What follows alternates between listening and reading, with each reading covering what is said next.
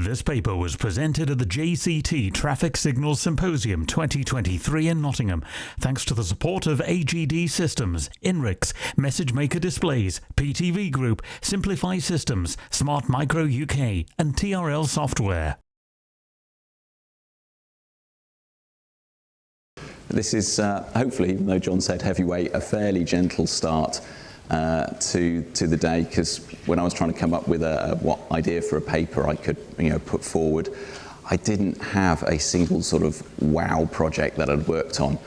But thinking about it, there had been quite a few sites, quite a few projects that individually had sort of interesting elements to them. So I thought I'd try and pull things together, taking 3 projects and 3 elements from those to hopefully bring together something which is reasonably interesting. So the first of those projects is works we've been doing with Slough Borough Council. I've worked with them, many guises, for many years. And this project started several years ago, where we were asked if we could try and write a lot of the bid documentation for the DFT refurbishment project.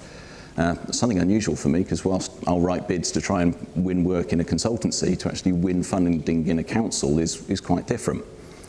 And we were lucky enough with Slough that Slough were awarded the full £500,000 from the DFT. So I thought it'd be interesting to share, because maybe not everybody sees the whole element of an entire project like this. I certainly don't normally. Of actually, what did Slough do with £500,000? How did it actually get spent? So it's literally a breakdown of where £500,000 went.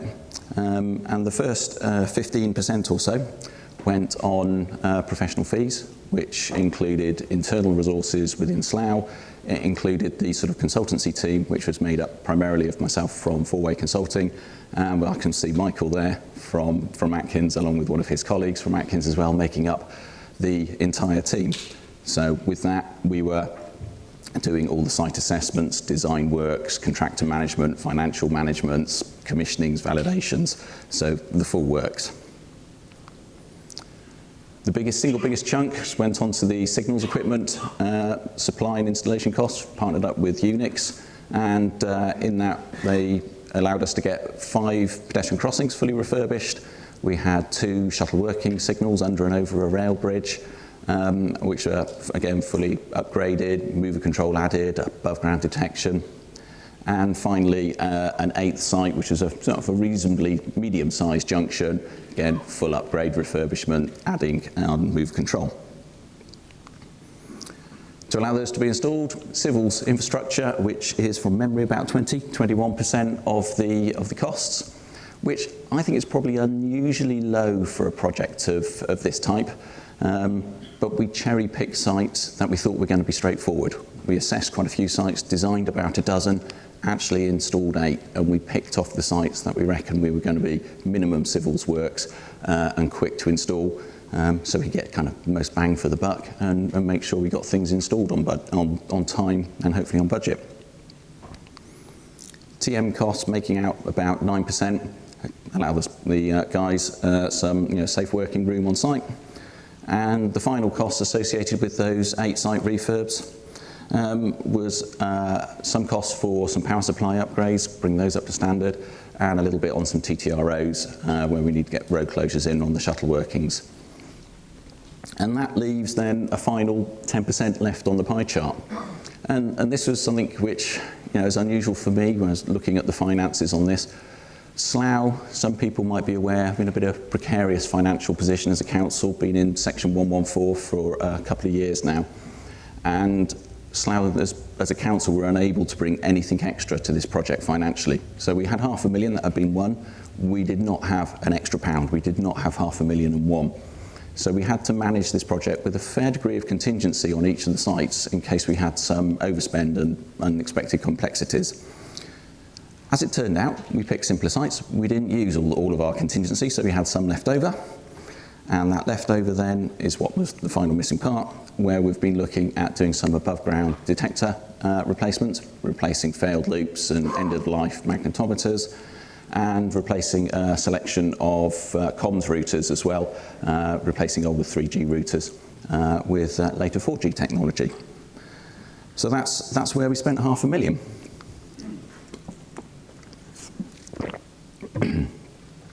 Next project is MOVA, a little more technical, a bit of MOVA coordination around a roundabout. Something I've named here Goldilocks linking. It's not too much, it's not too little, it was something that was just right. Again, a project that we'd worked on with Atkins. Example that follows is kind of a generic simplified example, but it kind of explains what was going on, or hopefully does anyway. As is fairly common, with roundabouts wanting to coordinate an upstream green with a downstream circulatory, so to get the vehicles moving from that approach and around the circulatory. And conventionally in MOVA, while there's more than one way of doing this, using some pulse and hold bits, we can use those to either extend a downstream green or to recall that to green sooner and actually try and get some coordination. Now, when we started doing this, we looked at sort of doing this in two ways, whether we're just using a hold or a recall. And when we were started with a hold, so just some fairly gentle soft linking, waiting for the two phases to be in line and then holding there, we found we didn't get sufficient coordination around the roundabout and we were building queues on the circulatory. When we went to the other end of things and we started to put a recall in, that does that, yep. We found that to recall our downstream circulatory phase to green, we have to terminate its opposing phase, so in this case the southbound movement, and we were building a queue there. So we were doing it sort of too little linking, we got a queue on the circulatory, too much linking, we got a queue on the opposing approach. And we wanted to strike a middle ground, but we wanted to do that quickly on site without resorting to controller special conditioning or even diving into MOVA version 8 conditioning, because I have to admit I'm no expert on that yet. So we looked, what can we do that's there conventionally? And we used two particular settings in MOVA to actually give us this sort of Goldilocks, this just right linking. First of these, a feature that's been around for a while, ESL Max, end of saturation on a link. And we used that on our southbound approach where we could build up queues. And unusually there, we set a value which is much lower than normal. And through a process of trial and error, we settled on 20 seconds. So we forced the end of saturation on those links after 20 seconds. Sounds counterintuitive, but when we use it hand in hand with bus waiting, so this is where we took what was traditionally a conventional pulse link and priority link within MOVA, we turn that into a bus-weighted link, and using some numbers which are probably better readable in the paper, we put some numbers on there which we just kind of guessed at based on some training we'd done with TRL, and they work straight out. And what actually happens now when when we get the upstream green, phase A goes green, and it requests the recall to the downstream circulatory, that recall only happens if its opposing green has reached end of saturation. And if the site is quiet, MOVA has reached a natural end of saturation, and it goes there, no queue on the opposing link. If it's busy, then we force the end of saturation after 20 seconds through the ESL Max, and at least then we guarantee in effect an effective minimum green on that southbound approach. And we found that through that trial and error process, that was sufficient to avoid us building sort of unnecessarily large queues. So we managed to strike this nice balance of not too much, not too little, and without diving into any sort of particularly special or hard to configure features within MOVA. Oh dear. And then moving on to the final site, which I've kind of said it wasn't meant to be like this. This is was the gift that kept on giving on this project. So it's again a project actually we worked with Atkins again. And my first involvement with it was I think right turn of the year, where I was asked to cost up our design works, and looking at the information that we had been given, provided outline drawing of the site, fairly conventional shuttle working, 3 arms, bridge over river in a really quiet basically part of the world, a little town called Crickhowell in the Brecon Beacons. And for me actually it's not that far from home, so it's quite nice for me, not too far to travel. Costed this up, so refurbishment, shuttle working, add a pedestrian phase, add MOVA, add some cycle infrastructure. As sites go these days, nothing sounding particularly out of the ordinary. And that kind of turns this into, as well as being interesting, just a sort of cautionary tale of just how hard can it actually be. So, you see, image of the site. That's from the site visit I undertook a little bit later, but still early in the year. You can see, fairly cold day.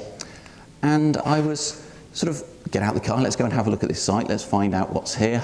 I'll go and open up the signal controller, go and see if we've got any old drawings, some configurations that are going to give me some useful information about how this site runs. And I couldn't find it. You're thinking, I've been doing this game for 20 years, how can I not find a signal controller cabinet? You know, I know they can sometimes get buried in a hedge, but it was just, I couldn't find it. And after you've been hunted and get on the phone and phone a friend and try to actually find this thing, I found it. And it's some way, I won't move because I've been told not to move too much so the camera can't follow me. It was a good 150 metres away from the nearest traffic signal head and on a completely different road to where any of the signals are on. And you're just sort of thinking, what is going on here? And then a little bit more thinking, you think, yeah, that's kind of obvious really. This is a bridge. This goes over a river, rivers can flood. And in Crickhowell, it can flood badly, and certainly in recent years has done. And that signal controller has been moved just outside of the floodplain. And it is only just, but recently I think the flood waters got within a few metres of it. But I said, all right, well, at least we know why that's there. Now we've got to deal with this. How are we actually going to take account of this in our design? Because if our nearest signal head is 150 metres away, our furthest signal head was over 300 metres from the controller. And we start thinking, ELV, bit of voltage drop, what are we going to do about this? And thinking, oh, okay, it's not necessarily too bad. With extra cable cores, bigger cable or something, we can counter that. And then you think, okay, but that needs to go into some ducting. How much ducting have we got going over this bridge? And it's a single 100 mil duct was all there was. We could put some more in maybe, and it's kind of, no, that bridge is listed. That's going to need special permission to dig it up. And if we dig it up, we've got to close the bridge, big diversions, and nobody wants to do that. So just think, okay, maybe we can find a way around this. So, okay, we'll keep other cables down, but then you think, I've got to add mover. I've got to add mover loops because the client would like to have loops. But then you think, okay, that's more cable cores, and if the furthest signal head is 300 metres, my furthest loop and the loop feeder is going to be pushing 400 metres. Oh, okay, right, can we use above ground detection, which solves some of our problems and reduce the cable cores. So we sort of start going through, but everywhere we turned, we kept on finding problem after problem on this site, which as an engineer is just challenge after challenge of finding a solution. So some of the things we had to resort to, above ground detection to cut our cable cores down and the cable length. The cycles, now the client here wanted to have cycle early release. It can be quite a popular cycling area. It also was primarily an active travel scheme to promote travel to the local school, which isn't far away. And the client wanted to have an early release to get cycles established on that bridge without having to have a car following them closely. Now, the original intention was to go to low-level cycle indicators, but you suddenly think red, amber, green, that's going to be at least 3 calls before I work out anything else that might go along with it. Cycle filter, that'll work, essentially the same thing, slightly different, but you still get a cycle early release. That's only going to be 1 extra call. We had a pedestrian stage to add in, where just trying to get that fitted in within the stage sequence without adding in more delay, because whilst it's a quiet area, this bridge is long. There are some, the intergreen clearances are over 30 seconds potentially. So adding that all in together has proved a challenge. But we hope we've got there. And, to me, it has been a really, really interesting project. It's been one of the most technically challenging sites I've ever worked on. But it also perhaps comes with a slight cautionary side to things, because what I might find interesting also generally means time and cost. And I have to admit, I priced this originally. I didn't think it was going to be this complicated. We were on a fixed price agreement. One of my bosses is sitting over there, and the Christmas party fund might have been slightly depleted this year. So it has gone, it adds cost and complexity, but it wasn't anticipated. It wasn't sort of additional, and sometimes sites can be like that. So, what may be interesting could also have a slightly cautionary side to it. And that should be me. And there's no red light on. So thank you. Any questions?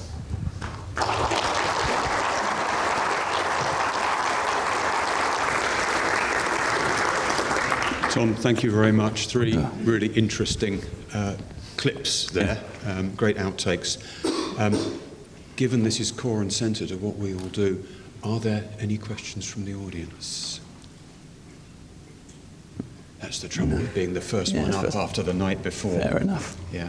Can I, while people are mulling, ask you about the Crickhowell site and the cyclists? Yeah.